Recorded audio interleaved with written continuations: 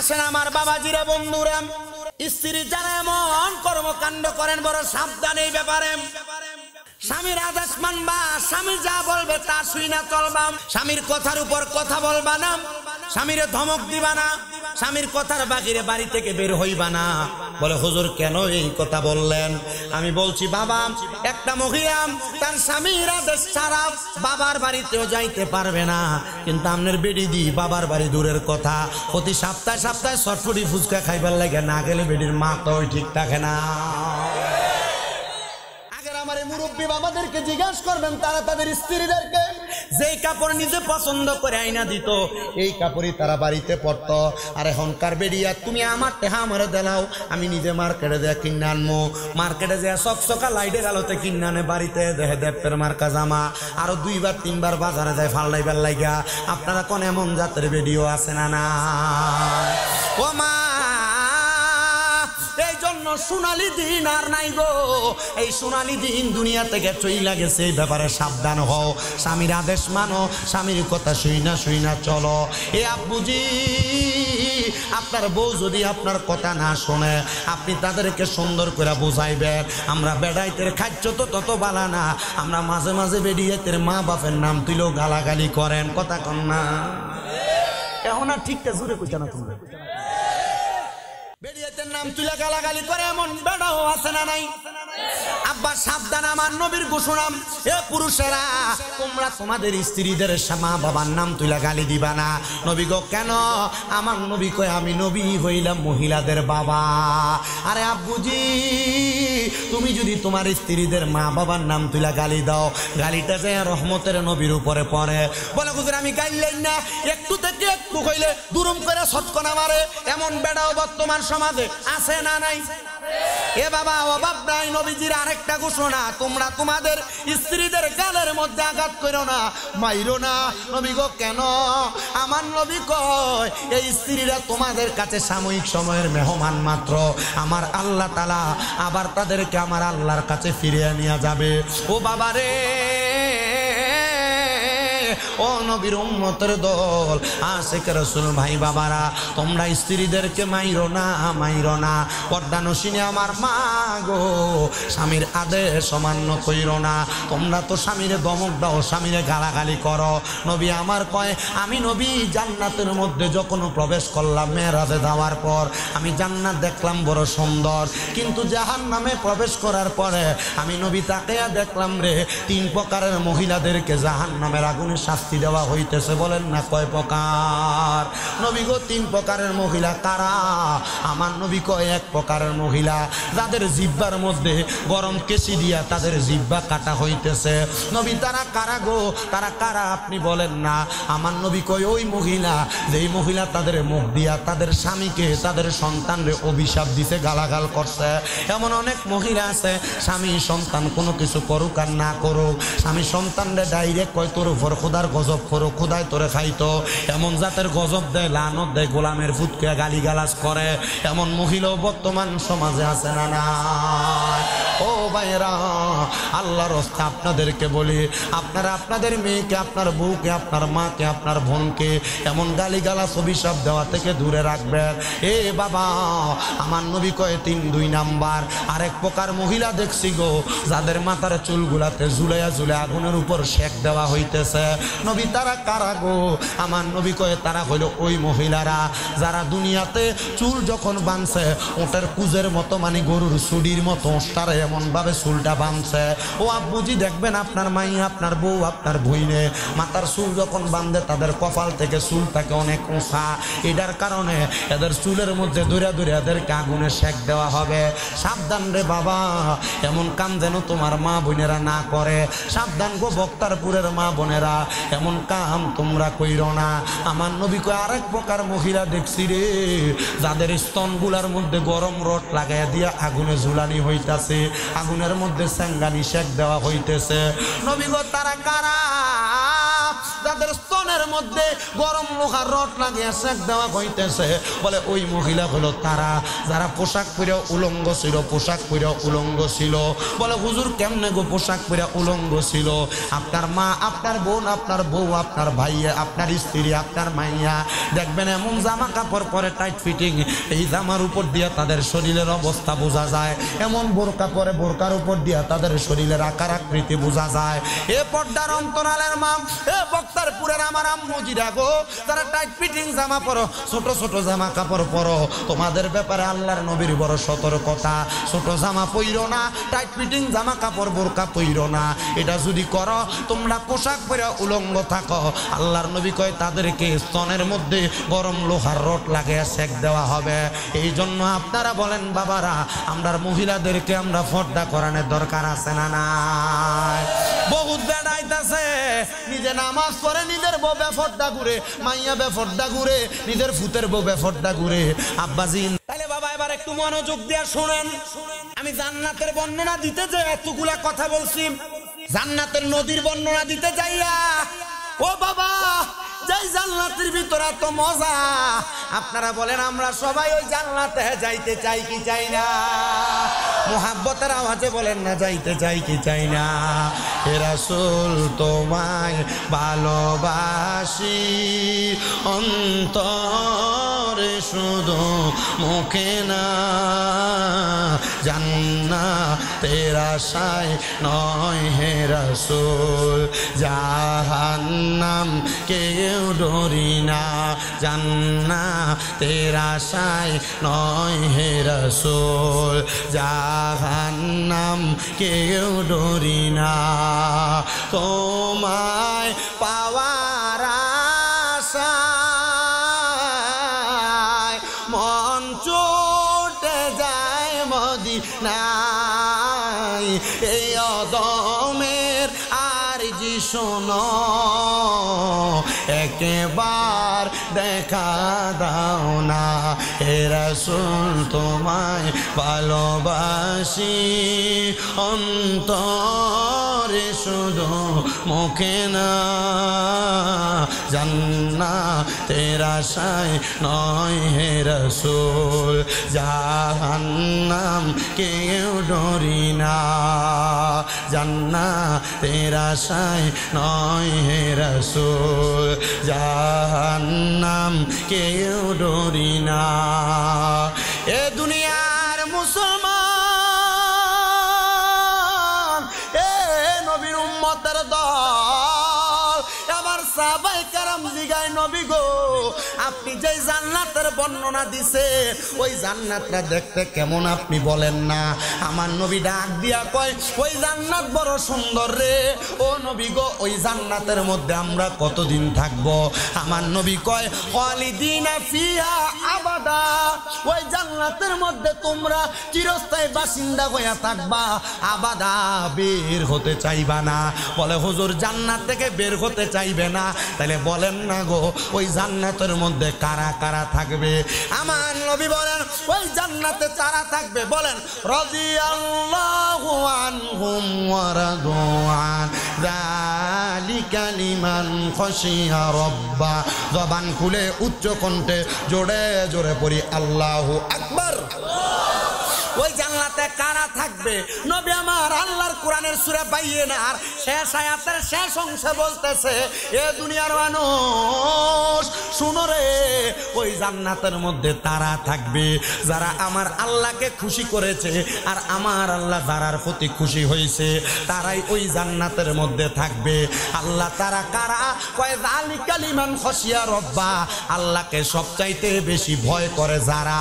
আমি জানতে চাই বাবা আপনারা বলেন আল্লাহরে যারা ভয় করে তারা কোনোদিন সুদ খায়নি? আমরা সমাজে এমন জাতের অনেক মুসল্লি আছে, মসজিদে নামাজও পড়ে 5 ওয়াক্ত সুদও খায়। আমরা সমাজের মানুষের সুদকুট্টিরে ধরে নিয়ে মসজিদ কমিটির সভাপতি বানায়, এই সুদকুর ঘুষকুট্টিরে ধরে নিয়ে মসজিদ কমিটির সেক্রেটারি বানায়। ওই আসেনি রে বাবা, আহারে এলাকার সর্দার মাতা বড়ির দায়িত্ব সুদ করার ঘুষকুট্টিরে দেয়। আব্বারে এরা কেমন নির্লজ্জ, সুদ খাইয়া ঘুষ খাইয়া পরের হক মাইয়া খাইয়া এরা যায় মসজিদের কমিটি হইবার লাইগা, এরা যায় এলাকায় সর্দারিয়ার মাতাব্বরি করবার লাইগা। সুদ খাইও না রে, খাইও না। আল্লাহর নবী কয় আমি জাহান্নামের ভিতরে যখন আমি মেরাদে তাকাইছি আমি এক প্রকার মানুষ দেখছি রে, যাদের ফ্যাটটি কালবুয়ুতিন একটা গড়ের মতো। আমি দেখছি তাদের ফ্যাটের ভিতরে বড় বড় সাপ যায় কলজাডির ভিতরে কামড়ায়। সাহাবায়ে কেরাম কয় নবী গো তারা কারা? আমার নবী কয় দুনিয়ার জমিনে টেহা দিয়া টেহাই বাড়া যারা, মানে সুদখোর যারা, তাদের ফ্যাটটা গড়ের মতো বড় হইয়া যাইব। এবার আপনারা কোন এই সুদখোরটির অবস্থা কি বালা না খারাপ? আসেনি? আবার বর্তমান সমাজে বেড়াইতে সুদ খায় না, বাড়ি বাড়ি বেড়ি সুদের টেহা লাগায়। বেড়িয়ে সুদখোর আছে না নাই? আছে। দুর্বাস করলাম না এলাকা সেটটা দেখানি কেন? দেখুন আমার ইউটিউবে একটা বেড়া আছে, পুরা বেড়া আমি সুদের ওয়াজন করি। আমার আব্দের হুজুর অন্য ওয়াজ করতে পারেন না, চুপতান আমি আমার মতো ওয়াজ করি, আপনার মতো ওয়াজ করবো। ও টেহা দিয়ে আনছে আমি আপনার মতো ওয়াজ করবার লাগে, আমরা যা কমু তা করবেন। জি না, আমি কেসে আপনি একটা গোলাম কিনে আনেন বাজার থেকে, টেহা দিয়ে আনলে গোলামের মতো ওয়াজ করবো, আপনার কথা মতো ওয়াজ করবো। আমি গোলাম না বেটা, টেহা দিছে দিকে কি ব্যাস হয়ে গেছে বেটা, বেটারে নামাই দিয়া বড় নিচে নামনে বেটার ভাই ভাই সিজারে কত হুজুর বেটা সুদখোর। এই বলেন সুদখোর আছে না নাই? আবার বেরিয়ে তো খায় না, বেড়াই তো খায় না। এলাকায় মানুষ সুদখোর কইব, এলাকা থেকে জায়গা জমি বেচা নিয়া হবিগঞ্জের বাজারে ব্যাংকে এককালীন 10-20 লাখ টাকা রেখা দেয়, মাসে মাসে ব্যাংকের থেকে তুল্লা খায়। এমন জাতের সুদখোর চেহারা দেখা বেড়া কিম্মত আলী মারহাবা কা বেড়া, উচিত কথা কইলে হাদিও পাওয়া যায়। মারহাবা। সুদের ওয়াজ করে বর্তমান মোল্লারা সুদের ওয়াজ করা বুঝলা গেছে গা। এলাকাতে সুদের ব্যবসা করে না, ব্যাংকে নিয়ে এককালীন 10 লাখ টাকা রাখে, এটার নাম দিছে এফডিআর। 10 লাখ রাখলে 10 বছর পরে ডাবল করে ফেরত দেয় ব্যাংকের থেকে, এটার নাম এফডিআর। হারাম হারাম হারাম, কথা কোন না বেটা, ঠিক কিনা? ব্যাংকে রাখলে ব্যাংকের তারা বলে ব্যবসা করে দেয়। বেটা ব্যবসা করে করতে গিয়ে দেবো, তাহলে ব্যবসা করলে তুই দিয়ে করতে পারো, ব্যাংকের তারা করবো কি লেগে? জোরে কবেটা ঠিক কিনা? সুদমুক্ত অনেক ব্যাংক আছে না? আমি বললাম কোন ব্যাংক বেটা? এই দেশের কেন্দ্রীয় ব্যাংক সুদের উপর নির্ভরশীল, এই দেশের একটা ব্যাংকও সুদ ছাড়া নাই। চিন্তা করতেছে হুজুর কথাটি তো উচিত নাকি? আরেক জাতের সুদ আছে, যে সুদরা আপনার বউ আপনার ফার্ম দিয়ে খাওয়ায়। বলে হুজুর এটা কোন জাতের সুদ? দেখবেন আপনার বউ আপনার মাঝে মাঝে কয় তুমি যে যা ইনকাম করো সবই খাইয়া লাও। আমরা ছেলে মেয়ে তারা একটা ভবিষ্যৎ আছে, আয়ন আমরা ব্যাংকে একটা অ্যাকাউন্ট খুলে একটা ডিপিএস করি। অনা ঠিকটা জোরাই না, কারণ তলে তলে অনেকে কইরা রাখছে, ভবিষ্যতের কথা চিন্তা করি। আপনারা কোন এই জাতের সুদও আছে না নাই? হ্যাঁ আসেনি? আরে বাবা যেমনি খাও, এটা করার কারণে কবরে গেলে ফেটটা ঘরের মতো মোড়া হইয়া যাইব গা। কালবুয়ুতিন বড় বড় সাপও তোমরা ফেটে কামড়াইব। হাইরে মুসলমান, ও নবীর উম্মতের দল, হারাম কানা ত্যাগ করো রে, পরের হক কানা ত্যাগ করো। পারলে রাস্তায় রাস্তায় রিক্সা চালাইবা, ঢাকা শহরে বুট বাদাম বেচবা, শশা কাইটা বেচবা, তবু হারাম খাইও না। এই হারাম টাকা দিয়া জিফুত মানুষ করলে এই জিফুত বড় হইলে তোমারে বাদ দিত না। সাবধান সতর্ক, সাবধান সতর্ক বন্ধু। আমি আপনাদেরকে একটা ছোট্ট ঘটনা শুনে আমার বয়ানের রীতি টানতেছি রে বাবারা। আল্লাহ তাআলার একজন বান্দা যার নাম মুসাইয়াব রাহমাতুল্লাহ আলাইহি, উনি উনার আত-তাযকিরা কিতাবের মধ্যে উনি একটা ঘটনা উল্লেখ করেছে। হযরত মুসাইয়াব রাহমাতুল্লাহ আলাইহি বলেন, আমার এলাকার মধ্যে ছোট্ট একটা বাচ্চা কোরআনে হাফেজ হইছে, কোরআনে হাফেজ, কোরআন মুখস্থ করার পর আমি একদিন তার বাড়ির সামনে দিয়া যখন যাইতেছি, আমি দেখছি ওই ছেলেটা তার আব্বার কবরের সামনে দাঁড়ায়া দাঁড়ায়া কাঁদতাছে, দাঁড়ায়া দাঁড়ায়া কাঁদতাছে।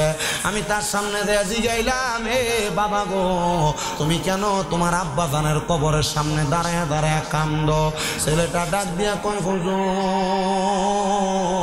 হুজুর আমি আব্বার কবরের সামনে এই কারণে কান্দি, আমার আব্বা জান দুনিয়া জমিনে একটা বাজে মানুষ ছিল। বলে তোমার আব্বা বাজে মানুষ ছিল তুমি ফুতে মুখ দিয়া কেমনে কও? বলে হুজুর এমন কাম করছে, এই কামের কারণে তো আমি ফুতেও আমার বাপরে বালা কইতে পারি না। বলে তোমার আব্বা কি করছে? বলে আমার আব্বা জান নেশা করত, আমার মা বিবাহ করার পরে আমার মারে ঠিক মতো সময় দেয় নাই, আমার আব্বা জান নেশা করে করে রাত্রবেলা ঘরে আসতো। বলে তোর মারে যদি সময় না দেয় রে তাহলে তুই কেমনে দুনিয়ার আলো দেখলে? কয় হুজুর এটা সুন্দর একটা ঘটনা শুনবেন নি? হযরত মুসাইয়াব ডাক দিয়ে কয় হ্যাঁ বাবা বলো না। বলে হুজুর গো আমার আম্মা জান যখন দুনিয়ার জমিনে আমার আব্বা জানের সাথে ওনার সাময়িক জিন্দেগি যাপন করার জন্য বিবাহ করে বাড়িতে আসছে, যেই দিন প্রথম বাসর করেছে এরপর আর আমার আম্মা জানলে আমার আব্বা জান সময় দেয় নাই। আমার আব্বা জান প্রত্যেক দিন নেশা করার জন্য বের হয়ে যাইতো, রাত্রবেলা নেশা কোনে কোনে আমার আব্বা জান বাড়িতে আসতো। হুজুর আমার আব্বা জানের একদিনের ফসল আমি, ও হুজুর আমার আব্বা জান ওই দিন রাত্রবেলা আমার মারে হাতে হাতটা রাইখা ওয়াদা করাইছিল যদি আমার মায়ের গর্ভ থেকে কোনো সন্তান জন্ম নেয় আমার মা যেন আমার আব্বা জানের সন্তানটারে মানে আমি সন্তানটারে আল্লাহ তাআলার কোরআনটা শিখায়। হুজুর এরপর থেকে আমি সন্তান জন্মের পরে আমার আব্বা জানরে আমি দেখি নাই, আমার আব্বা জান দুনিয়া থেকে বিদায় হয়ে গেছে। এলাকার মানুষ আমার আব্বা জানের ব্যাপারে বড় বাজে বাজে মন্তব্য করে, কিন্তু আমি যখন কোরআনে হাফেজ হইছি মানুষ আমার দিকে তাকায় তাকায় কয় যাকরে তার আব্বা হয়তো যেমন তেমন জীবন কাটে গেছে, এই ফোলাটা ভালো হয়েছে আল্লাহ নিয়ে ফোলাটার কারণে তার বাপটারে মাফ করে দেয়। হযরত মুসাইয়াব কয় বাবা তুমি কবরের সামনে দাঁড়ায় দাঁড়ায় কান্তাছ, তোমার আব্বাটা কবরে কেমন আছে তুমি কি একটু জানো নি? কয় না হুজুর জানি না। কয় আব্বারে না কাইন্দা আব্বাটার জন্য একটু মুনাজাত করে করে দোয়া করো, কারণ মনে রাখবা আত-তাকদীরু লা ইয়ারুদ্দু, মানুষের তকদির কোনোদিন পরিবর্তন হয় না ইল্লা বিদুআ, দোয়ার কারণে মানুষের তকদির পরিবর্তন হয়ে যায়। এজন্য যুবক ভাইরা মুরব্বীরার লগে বেয়াদবি কইরো না, যুবক ভাইরা মা বাবার লগে বেয়াদবি কইরো না, দাদা দাদি এলাকার মই মুরব্বীর সাথে বেয়াদবি কইরো না, যদি করো রে তারা যদি তোমার বদদোয়া দেয় তোমার জীবন ধ্বংস হয়ে যাবে, জীবনটা একবারে ধুলিস্যাৎ হয়ে যাবে, টাকা কামাই করতে পারবা তবে শান্তি পাইবা না। ও বন্ধু ওই ছেলেটা তার বাবার জন্য দোয়া করে, এবার আল্লাহর বান্দাটা ডাক দিয়া বলে আমি মুসাইয়াব বাড়ির মধ্যে চলে গেলাম, বাড়িতে যাই আমি 2 রাকাত নামাজ আদায় করলাম সলাতুল হাজতের নামাজ।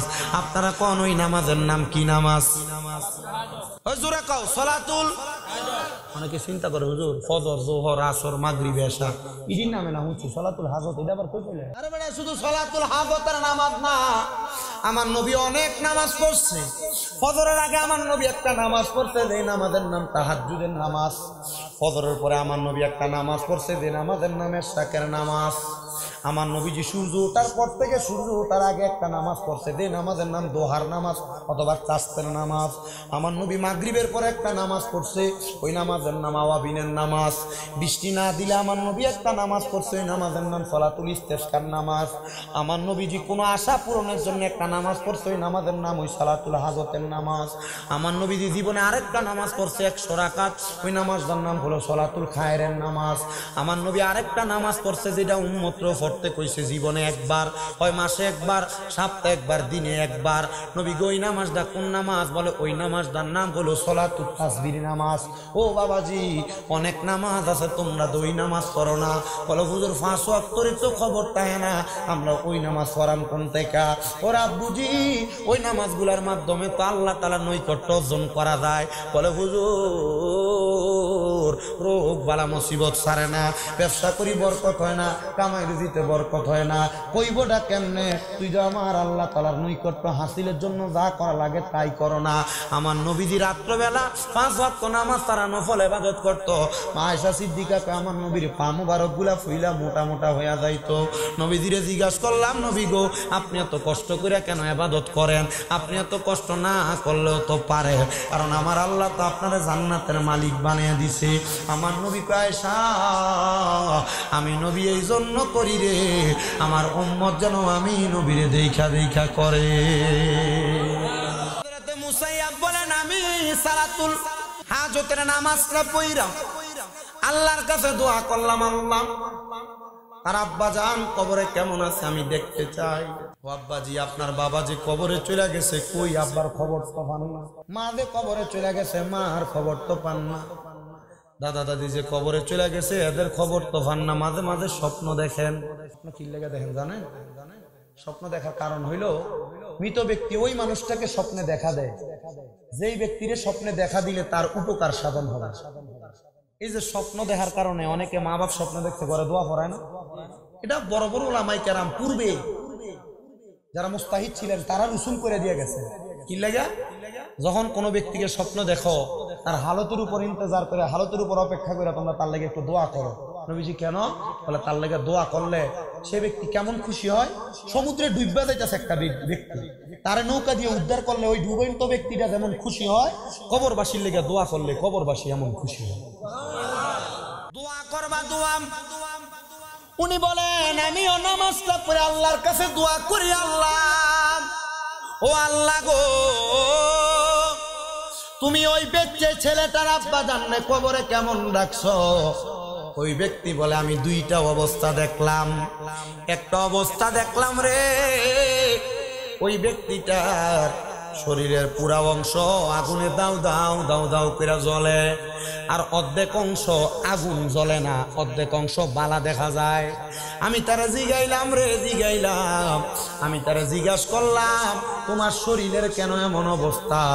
বলে আমার ছেলেটা আল্লাহ তাআলার কোরআন শিক্ষা গ্রহণ করছে, কোরআন শিক্ষা গ্রহণ করার কারণে আমার সন্তানটার এই দোয়ার বরকতে আল্লাহ তাআলা আমি আব্বার শরীরের অর্ধেক অংশ ভালো রাইখা দিছে, কিন্তু অর্ধেক অংশ আগুনে ধাউ ধাউ করে জ্বলতেছে। এটার কারণটা কি? বলে এটার অন্য কোনো কারণ না, এটার কারণ হইল আমার স্ত্রী যেই ঘরের মধ্যে বসবাস করে, আমার সন্তান যেই ঘরের মধ্যে বসবাস করে, এই জমিটা আমাদের না, এই সম্পদটা অন্য একজন ব্যক্তির সম্পদ। আমাদের সম্পদও আছে এর চাইতে অনেক বেশি। ওই সম্পদ না ব্যবহার কইরা তারা অপর একজন ব্যক্তির সম্পদ ব্যবহার করে। এই জন্য আল্লাহ তাআলা আমার কবরের মধ্যে আযাব প্রদান করতেছে। এবার ওই আল্লাহর ওলি মুসাইয়াব ডাক দিয়া কয় আমি নামাজের মুসল্লা থেকে মাথা উঠাইয়া আমি দৌড়াইতে দৌড়াইতে ওই বাড়ির মধ্যে গেলাম। আমি বাড়ির মধ্যে যাইয়া ডাক দিয়া বললাম ও বাড়ির প্রতিবেশীরা, তোমরা কি বলতে পারো তোমরা যারা বাড়ির মধ্যে আসো এই বাড়ির জায়গাটা কার? বলে না আমরা জানি না, আমরা এই বাড়ির মধ্যে বসবাস করি ওই দিন থেকে, বিবাহ করে আসার পর থেকে এই বাড়িতে বসবাস করি। বলে তোমাদের জায়গায় জায়গায় না, তোমাদের জায়গা পাশের জায়গা। এই জায়গার এতিম সন্তানেরা এই এলাকার মসজিদের পাশে, মুসাইয়াব রহমতুল্লাহ আলাইহি বলে দামেস্কের মসজিদের পাশে দাঁড়ায়া দাঁড়ায়া মানুষের কাছে চায়া চায়া খায়, যদিও তাদের অর্থ সম্পদ আছে। এবার বলে যাও যাও যাও, তোমরা তোমাদের বাবার কাছে তোমাদের সম্পদ বুঝাইয়া দাও, তোমাদের বাবার আত্মীয়র কাছে তোমাদের সম্পদ বুঝাইয়া দাও। সম্পদ বুঝাইয়া দিয়া তারা তাদের নিজের জায়গার মধ্যে চলে গেছে।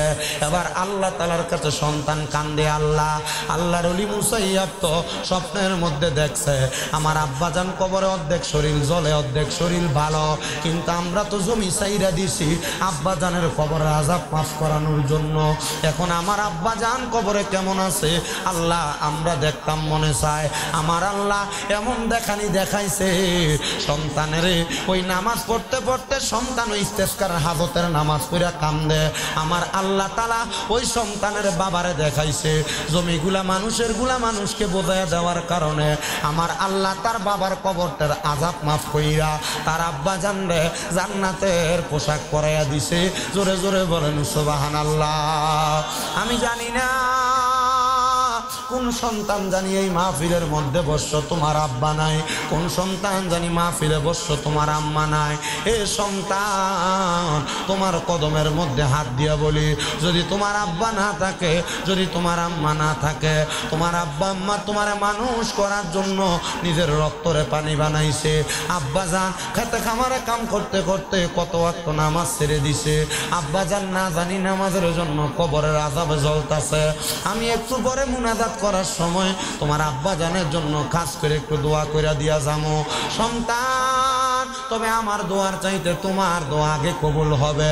আল্লাহর নবীজির ঘোষণা, কোন সন্তানের মা বাবা মারা যাওয়ার পরে ওই সন্তান যদি রব্বির হামহুমা কামা রব্বায়ানি সগীরা ওয়া কুর রব্বির হামহুমা কামা রব্বায়ানি সগীরা বইলা তার মার জন্য বাবার জন্য চোখের মনি কোঠার মধ্যে একটা মাছির মাথা পরিমাণ পানি চাইরা দিয়া কান্দে, আমার আল্লাহ তাআলা ওই পানি মাটিতে পড়ার আগে তারা মা বাবার জীবনের গুনাহ মাফ করে দেয়।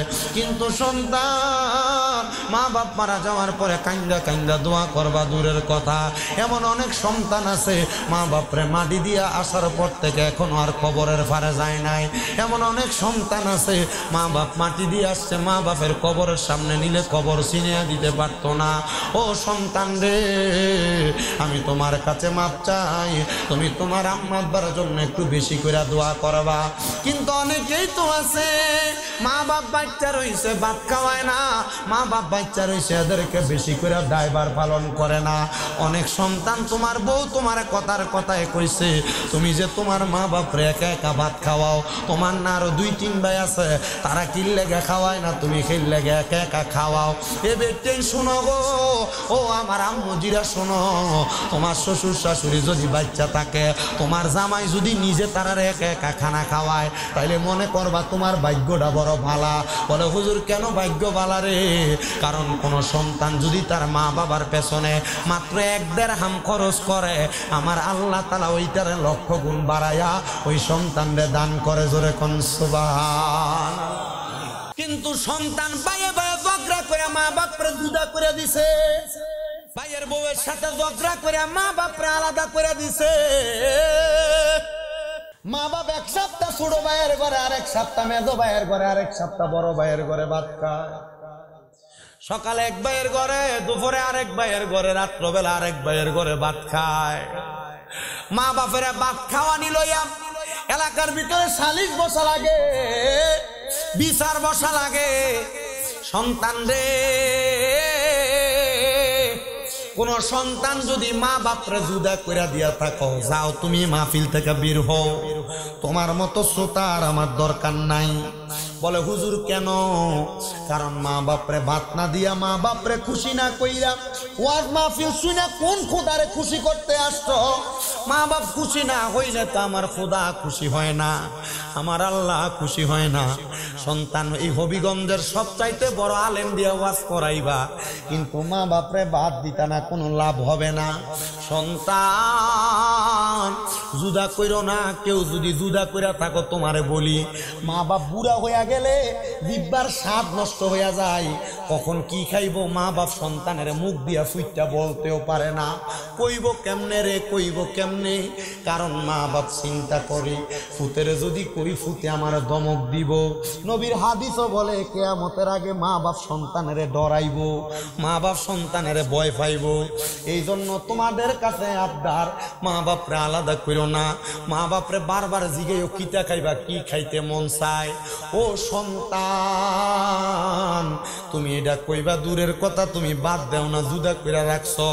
সন্তান দে তোর পাও আমার সামনে দে, আমি আমার জিহ্বা দিয়া তোর পাও পরিষ্কার কইরা দিমু। তবুও ওয়াদা করবি আর কোনোদিন মা বাবার মনে কষ্ট দিবি না। এখান থেকে বাড়িতে যাইয়া মা বাবার পাউডির মধ্যে ধরবি, আম্মা আব্বার পাউডিতে ধরে কইবি, মা আল্লাহর হস্তে আমারে মাফ করে দেন, আব্বা আল্লাহর হস্তে আমারে মাফ করে দেন। যতক্ষণ পর্যন্ত মা বাবা মাফ না করবো, ততক্ষণ পর্যন্ত মা বাবার পাও ছাইরো না, কারণ মা বাবা মাফ না করলে আল্লাহ মাফ করতো না। অনেকে চিন্তা করে হুজুর আমি মাফ চামো দূরের কথা, আমি তো দুই ঈদের সময় মা বাবার পাঁচ হইয়া সালামই করি না। আমি কমু শুধু সালাম না রে সালাম না, মাঝে মাঝে সুযোগ পাইলে মা বাবার পাউডি চুমা দিস, লাভ হইব লাভ হইব। আম্মা আব্বার কদমে চুমা দিলে আল্লাহর জান্নাতের চৌকাঠে চুমা দেওয়া সওয়াব পাইবি। আমি যেই দিন মাদ্রাসায় ক্লাস 6-7 পড়ি, আমি ওয়াজে শুনছি মা বাবার পায়ে চুমা দিলে আল্লাহ ওই ফুতের জগতের কাছে বড় বানায়া দেয়। এরপরে বাড়িতে যাই আমি আমার মা বাপের খাটের মধ্যে ঘুমন্ত অবস্থায় পায়ে চুমা দিছি। আমি যেই দিন মা বাপের সজাগ অবস্থায় চুমা দিছি, আমার আব্বাজান গোসলখানা থেকে বাইর হইছে, আমি গোসলখানাতেই এই সামনাটার মধ্যে আমার আব্বার পায়ে যখন চুমা দেয়, আমার বাপে কয় দেখ ফোলা কি করে। ও আব্বারে, মা বাবার পায়ে চুমা দিলে মা বাবার কাছে মাপ চাইলে তোমার দাম কমবে না। অনেকে চিন্তা করে হুজুর যারার বাড়িতে আব্বা আছে তারা বাড়িতে যাইয়া বাবার পায়ে ধরে মাপ চাইব, আমার তো আব্বা নাই, আমি কার পায়ে ধরে মাপ চাইব। অনেকে চিন্তা করে হুজুর যাদের বাড়িতে মা আছে তারা বাড়িতে যাইয়া মার পায়ে ধরে মাপ চাইব। হুজুর আমার তো মা নাই, আমি কার পায়ে ধরে মাপ চাইব। সন্তান চিন্তা করবা না, আখিরি মুনাজাতের মধ্যে দোয়া করবা। তুমি সন্তান দোয়া করলে আল্লাহ তাআলা তোমার মা বাপরে মাফ করে দিবে। কিন্তু সন্তান, ও সন্তানের দলেরা, তুমি মাপ চাও না, তোমার শরম লাগে। আজকের মাহফিল কবুল হবে কি হবে না এটার গ্যারান্টি আমি দিতে পারবো না, তবে একটা গ্যারান্টি দিতে পারবো, আগামীকালকে যদি দেখো এই এলাকার বক্তারপুরের দোকানে বৈশা কোনো মুরব্বী কয় হ্যাঁ শামীম দাদার ওয়াজ শুই না আমার ফুতে বাড়িতে আইসা আমার পায়ে ধরে মাপ চাইছে, কিন্তু আমার ফুতে কোনোদিন আমার লগে অন্যায় করছে না, মনে করবা মাহফিল কবুল হয়ে গেছে, মনে করবা মাহফিল কবুল হয়ে গেছে। এ সন্তান, তোমার আব্বাজান তোমার আম্মাজান বড় কষ্ট করে তোমারে মানুষ করছে, ওই মা বাবা আজকে অন্ধকার কবরে, তুমি ওই মা বাপরে দেখতে পারো না, বরণ পোষণ দিতে পারো না, খাওয়াইতে পারো না।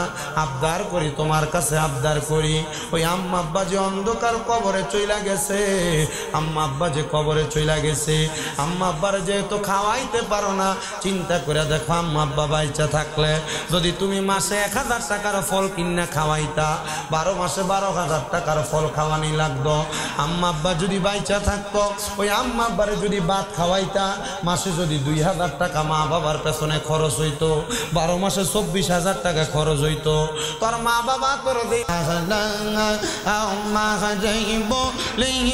মুর্শিদ কে মোহনে মারহাবা আল্লাহ আল্লাহ আল্লাহ, তোমাকে হারানোর ব্যথা মনে রাত রোজি বলে নেই বলবো না গো মুর্শিদ তোমায় কোনো দিন। মাশাআল্লাহ আল্লাহ আল্লাহ, লোক সমাজে কলঙ্কি আমি গলাই কলঙ্কের মালা, আমারে বলিবা গো মুর্শিদ কে মনে।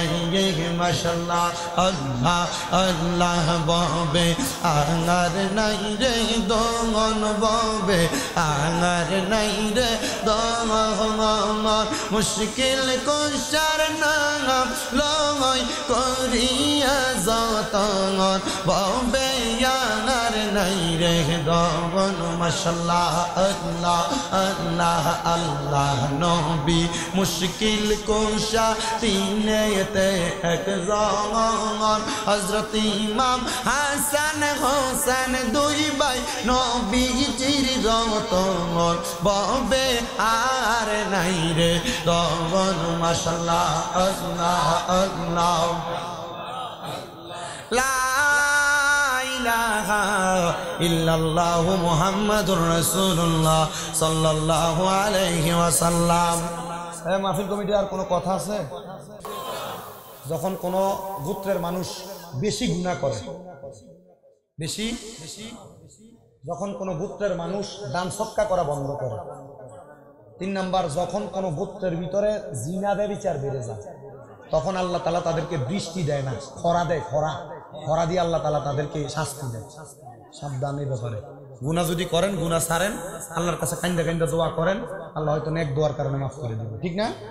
এই জন্য সাবধান। বলে হুজুর আমরা সবাই কি এটা করিনি? না, সবাই না, একজন করলো এইটার কারণে ধরে গেল।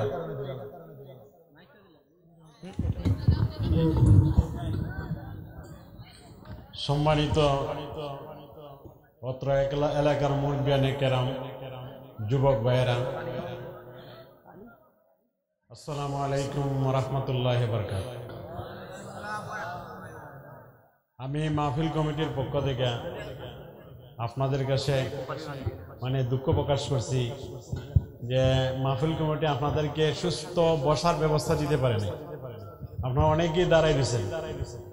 আর এর সাথে সাথে আপনাদেরকে ধন্যবাদ জানাই যে আমাদের প্রধান অতিথির কথা শোনার জন্য আপনার দাঁড়াইয়াও আপনারা কথা শুনছেন, অনেকক্ষণ ধরে দাঁড়াই দিয়েছেন। আমরা আগামীতে ইনশাআল্লাহ আপনারা যে দান সদকা করছেন আমার এই মসজিদ কর্তৃপক্ষ এবং কমিটি কর্তৃপক্ষকে বলে দেব আপনারা জন্য সুস্থ সুন্দর ব্যবস্থা করার। আলহামদুলিল্লাহি রাব্বিল আলামিন, আসসালাতু ওয়াসসালামু আলা রাসূলিহিল কারীম। ربنا ظلمنا أنفسنا وإن لم تغفر لنا وترحمنا لنكونن من الخاسرين.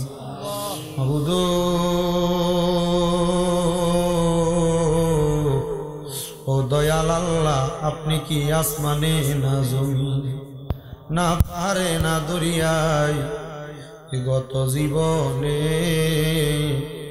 আপনার কত তালাশ করলাম, সন্ধান পাইলাম না। আল্লাহ বহু সন্ধানের পরে এই হবিগঞ্জ জেলার অন্তর্গত বাহুবল থানাধীন বক্তারপুর সরদার বাড়ি গাউসিয়া জামে মসজিদের উদ্যোগে এই এলাকার যুব সমাজ, মুরব্বী সমাজ, দাড়ি পাখা মুরব্বী বাবারা, বিশেষ করে আমার ওস্তাদ সমতুল্য ওলামায়ে কেরাম, তালেবুল ইলম, ছাত্র ভাই বাবারা, মসজিদের ইমাম, মুয়াজ্জিনরা, আল্লাহ যুবক নওজোয়ান ভাই, পর্দার অন্তরালের কত মা বোনেরা, আপনার শাহিন শাহী পাক দরবারে 11তম বাৎসরিক সুন্নি মুগা সম্মেলনের আখিরি মুনাজাতের ভিতরে হাত বাড়াইছে। আল্লাহ, যার হাতটা তোমার কাছে মায়া লাগে, পছন্দ হয়, ওই হাতের উসিলায় আমরার জীবনের গুনাহ তুমি আল্লাহ ক্ষমা কইরা দাও। আল্লাহ,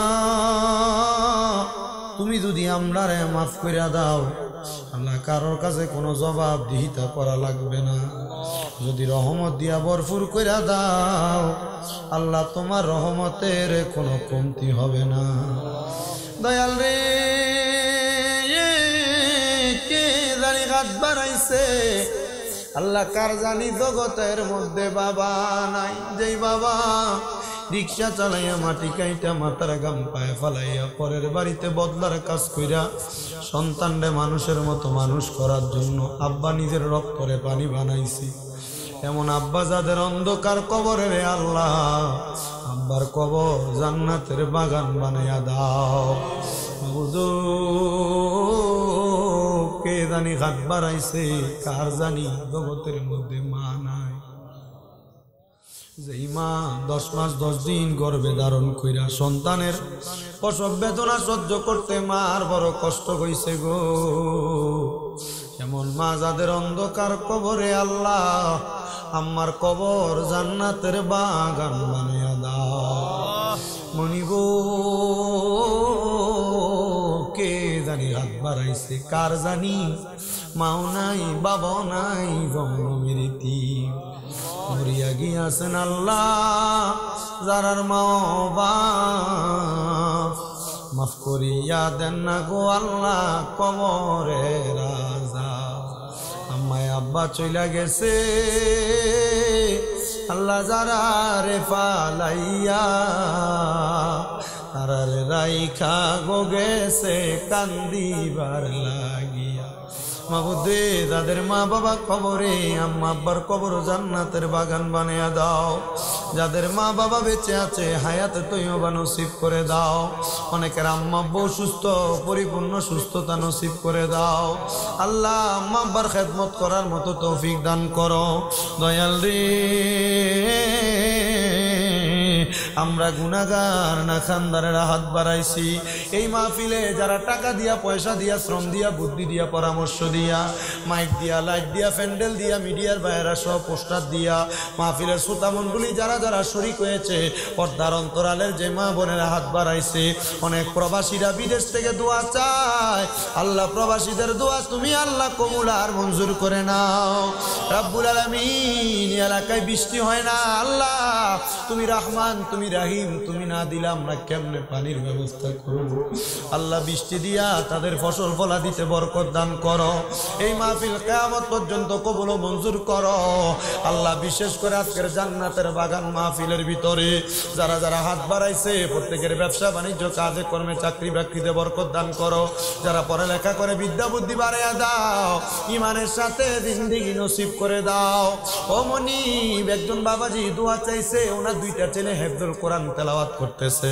আল্লাহ কোরআনুল কারীম সহিভাবে হিফজ করার মতো তৌফিক দান করো। আমার 6টা মাদ্রাসা, প্রত্যেকটা মাদ্রাসার ছাত্র, উস্তাদ, বিশেষ করে ছাত্রদের পরিবারদেরকে কবুল ও মঞ্জুর করো। আমার জীবনে বড় একটা শখ, বড় একটা মাদ্রাসা করার। আল্লাহ 6টা মাদ্রাসা সহ তার সাথে আরো একটা বিশাল মাদ্রাসা করার মতো তৌফিক দান করে দাও। রাব্বুল আলামিন, ফরিয়াদ সহি সালামতে আবার বাড়িতে ফিরার তৌফিক দান করো। আল্লাহ বিশেষ করে আগামী বছরের জন্য যারা চাল দিয়া, টাকা দিয়া, পয়সা দিয়া সহযোগিতা করছে, তারাও কবুল করে নাও। মরণের আগে নবীজির নূরানি চেহারা মুবারক দেখতে দেখতে সকলের আখিরি জবানে পড়ায়েন লা ইলাহা ইল্লাল্লাহু মুহাম্মাদুর রাসূলুল্লাহ সাল্লাল্লাহু আলাইহি ওয়াসাল্লাম। মাহফিল কমিটির মূল কে? মূল আপনি মামুন ভাই।